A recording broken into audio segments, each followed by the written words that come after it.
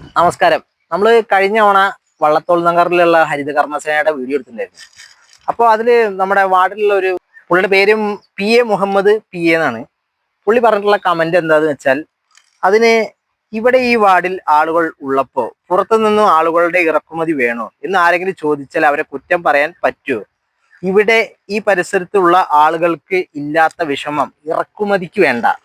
ഒരു കാര്യം പറയാം, ഞാൻ ഈ ജില്ല വരെ മാറിയിട്ട് അപ്പുറത്തെ ജില്ലയിലൊക്കെ പോയിട്ട് അവിടുത്തെ പ്രശ്നങ്ങൾ വീഡിയോ ചെയ്യുന്ന ആളാണ്.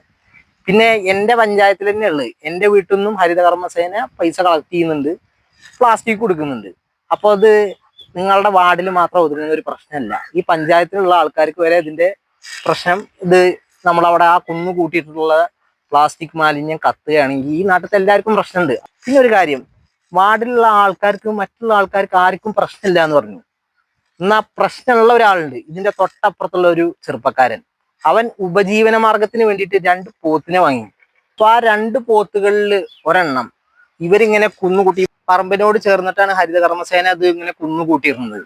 അതിലൊരു പോത്ത് പ്ലാസ്റ്റിക്കോ അല്ല കുപ്പിച്ചില്ല, അതുപോലെ നമ്മുടെ ട്യൂബ് ലൈറ്റ് ഒക്കെ ഉണ്ട്, അതിലെന്തോ ഒന്ന് കഴിച്ചിട്ട് അതിന് ഭക്ഷണം പോലും കഴിക്കാൻ പറ്റാതെ അവശനായ നിലയിൽ കണ്ടപ്പോ ഇവൻ അവന്റെ സുഹൃത്തുക്കളോടും ഡോക്ടറൊക്കെ കാണിച്ച് പറഞ്ഞപ്പോൾ ഇത് അങ്ങനെ എന്തോ പ്ലാസ്റ്റിക് എന്തോ കഴിച്ചിട്ടാണ്, ഇതിനെ ഇനിയിപ്പോ രക്ഷപ്പെടാനൊക്കെ ബുദ്ധിമുട്ടാണെന്ന് പറഞ്ഞപ്പോൾ അവൻ കിട്ടുന്ന പൈസക്ക് അതിനെ കൊടുത്ത് ഒഴിവാക്കി. അങ്ങനെ ഒരു ചെറുപ്പക്കാരെ ഉപജീവന മാർഗം വരെ ബുദ്ധിമുട്ടിപ്പിക്കുകയാണ് നിങ്ങൾ ഈ ഹരിത കർമ്മസേന കൊണ്ട് ചെയ്തിട്ടുള്ളത്. അത് കുഴപ്പമില്ല, കളക്ട് ചെയ്യുന്നൊക്കെ നല്ല കാര്യം തന്നെയാണ്. പക്ഷെ യഥാസമയം ആ ലോഡ് ഇങ്ങനെ കൂട്ടിയിടാതെ ലോഡ് വിളിച്ചിട്ട് അത് കൊടുത്ത് ഒഴിവാക്കണം. അതാണ് നിങ്ങൾ ചെയ്യാത്തത്. അവന്റെ വോയിസ് തന്നെ ഞാൻ നിങ്ങൾക്ക് കേൾപ്പിച്ചു തരാം. ഹലോ, 2 പോത്തുണ്ടായിരുന്നു. അപ്പോൾ അതിലൊരു പോത്ത് ഇങ്ങനെ കുറച്ച് സീനായിട്ടുണ്ടായിരുന്നു. ഇങ്ങനെ പ്ലാസ്റ്റിക്കോ അതിൻ്റെ മറ്റേ ആ ട്യൂബ് ലൈറ്റിൻ്റെ ഫോട്ടോയും കൂടെ അയച്ചിട്ടുണ്ട്. ആ ട്യൂബ് ലൈറ്റ് കടിച്ച രീതിയിൽ ഇരിക്കുന്നത് കണ്ടില്ലേ?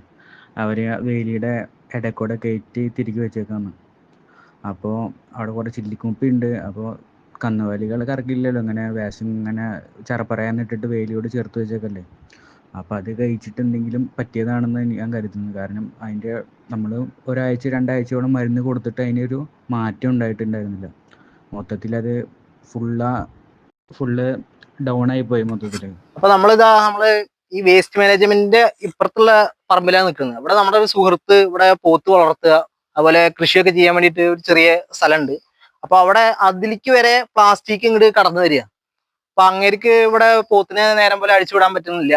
അപ്പൊ ഇതിനെതിരെ നമ്മള് അടുത്ത ദിവസങ്ങളിൽ പഞ്ചായത്തിൽ നമ്മൾ പരാതി കൊടുക്കുന്നുണ്ട്. ഞാൻ പോയിട്ട് തന്നെ പരാതി കൊടുക്കുന്നുണ്ട്. അതുപോലെ പഞ്ചായത്ത് സെക്രട്ടറിയെ കണ്ടിട്ട് നമ്മൾ പരാതി കൊടുക്കുന്നതാണ്.